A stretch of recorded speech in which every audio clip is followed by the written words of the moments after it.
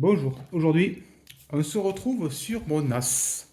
NAS qui est donc, je vous l'ai déjà présenté, ce NAS c'est un vieux HP ProLiant microserveur génération 6, aussi appelé N54L. Il a un peu plus de 10 ans. Il fonctionne très bien et il a 4 emplacements pour disque dur 3 pouces 1,5 en fait. Voilà. Et là il est équipé depuis toujours en 4 x 2 Tera RAID 5. Donc on perd 2 Tera pour les sauvegardes, comment dire, la sauvegarde, oui, et c'est du RAID 5. Et donc on a au total, à la place de 8 Tera, il y a donc 6 Tera disponibles pour utilisation. Et je m'en sers essentiellement pour mettre les vidéos YouTube dessus, les masters. Qu'est-ce que je vais faire aujourd'hui sur ce NAS? Rien de bien super important, mais j'ai un réseau en 2,5 gigabits chez moi. Et ce NAS étant très vieux, il n'est pas 2,5 gigabits. J'utilise, je vais enlever le switch exprès pour vous faire voir. J'utilise donc un iSource comme switch. C'est un switch chinois.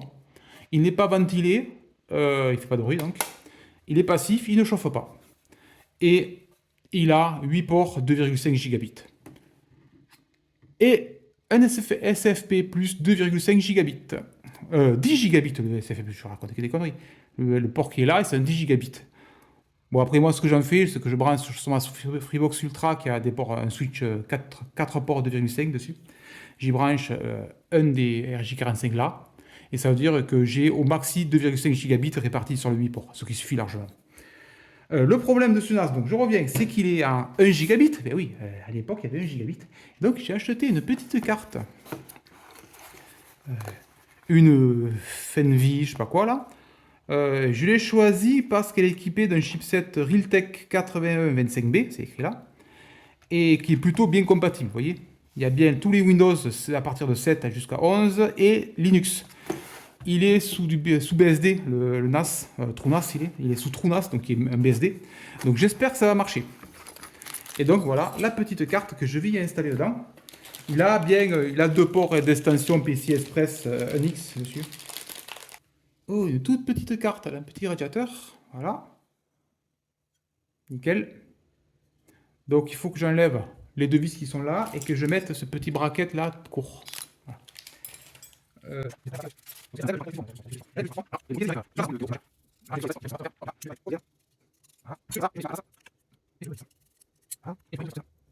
Donc l'idée c'est d'étendre donc mon NAS avec un 2,5 gigabits.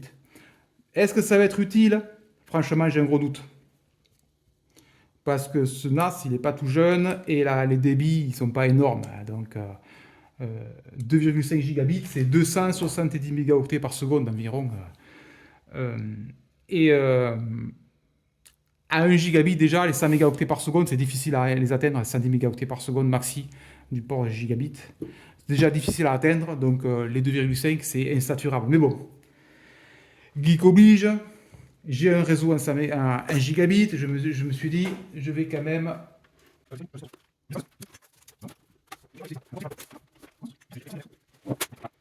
J'ai trouvé comment ça s'ouvre, en forçant comme on en a. Donc l'idéal, ce serait d'enlever ce truc sur le côté. Je ne sais pas comment s'enlève cette plaque. Donc comment ça fonctionne ce truc? Waouh, il faut mettre la main là derrière pour attraper. En fait, il est là-bas au fond à gauche le port. Après une galère sans nom, j'ai réussi à clipper la carte dans le port PCI Express. On va la voir à peine, le truc rouge, on la devine. Je vais quand même m'éclairer pour voir si elle est bien mise. Donc, j'ai redémarré le NAS avec la carte réseau installée dedans. Si je fais... donc j'affiche les ports PCI, je vois que celle du bas, c'est ma Broadcom, qui est actuellement en fonctionnement, et la Broadcom 1000, ben, actuellement, non, elle n'est plus en fonctionnement puisque j'ai configuré pour que ce soit l'autre. Donc la Broadcom est bien détectée, et la Realtek est là. La Realtek, c'est la RTL 8025 qui est bien là. Donc elle est bien vue par LSPCI. LSPCI, pas LSPCI, sous BSD, c'est PCI-conf-LV pour voir les périphériques. Problème.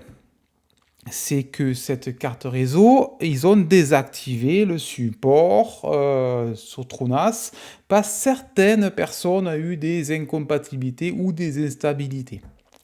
Ils ont donc préféré désactiver la carte réseau. Le problème, c'est qu'ils conseillent une Intel. L'Intel coûte ultra cher, c'est une 225V de mémoire, alors que ça coûte 10 balles, une carte Realtek. Donc, qu'est-ce que j'ai fait? Il suffit d'aller dans Système, tout à gauche là, Tunable, et dans ce truc de tuning là, il faut ajouter, en cliquant sur Yes là, voilà, variable et value là, hop, variable, mais cette variable là, if underscore re underscore load, re c'est Realtek bien entendu, et comme valeur mais yes, faire ok, et ensuite if underscore re underscore name, et là on met ce pass, slash boot, slash modules, avec un s, slash if underscore re.ko. Et là ça indique juste de oui, je veux charger le Realtek qui a été désactivé et son module kernel est celui-là. En gros, c'est ça. Reboot, et quand on fait ça, la carte réseau apparaît dans Network Interface. Voilà, elle est là, on la voit. Bon, j'ai déjà inversé. Là, il y a mon IP de mon NAS, une IP fixe. Par défaut, elle était là-haut. Et vous allez voir, si vous essayez de mettre par une IP temporaire, vous n'y arriverez pas, il va vous dire c'est déjà utilisé. Donc l'idée, vous allez là, vous allez sur l'ancienne IP, donc ma Broadcom, la BGE c'est Broadcom, hop, vous faites reset, ça l'efface, apply, mais il ne va pas l'appliquer réellement en fait, il ne va pas appliquer le réseau, donc vous n'allez pas perdre la connexion au réseau, ça c'est la bonne nouvelle. Ouais, mais ça faut le payer peut-être, voilà. Ensuite, vous allez sur celle-là, vous l'éditez, vous ajoutez l'IP fixe, voilà, pour qu'elle apparaisse, je sais pas où, voilà, là, en bas. Pareil, vous faites apply, vous allez voir, ça va rien faire en fait. Et quand vous allez faire apply, les deux seront là, mais ne seront pas encore appliqués. Et là, il y aura marqué, vous voulez tester. Vous cliquez sur test.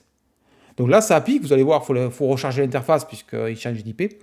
L'IP change, la marque adresse change, je veux dire. Et une fois refait, il y a marqué sauver si ça fonctionne. Si ça ne marche pas, il suffit de redémarrer le NAS et il reviendra aux valeurs précédentes. Voilà. Donc oui, c'était un peu pénible, surtout pour le truc Tunable, j'ai dû chercher un petit moment pour réactiver la carte réseau. Mais la bonne nouvelle, c'est que ma carte réseau fonctionne sous TrueNAS, ma carte réseau 2,5 gigabits. Bon, est-ce qu'elle est vraiment à 2,5? Je ne sais pas, en tout cas elle est marquée comme 2500, je veux dire. Donc j'espère que ça marche. J'ai pas testé avec, hop.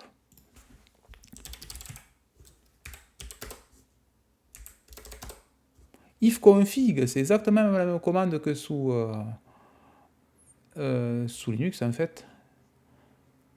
Il n'y a rien, je ne sais pas qu'on peut voir la vitesse. 2500T full duplex, c'est bon. Mediatype. Il est bon, il a bien mis 2500. Donc, maintenant, on va aller sur le bureau de Windows et je vais transférer des fichiers.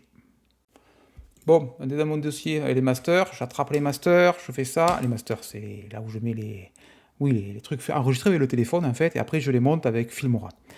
Vieille version de Filmora d'ailleurs, mais bon. Et qui me casse les pieds chaque fois que je le démarre, qui me dit il y a une nouvelle version un jour, vous pouvez la télécharger. Non, je ne vais pas acheter une nouvelle version de Filmora.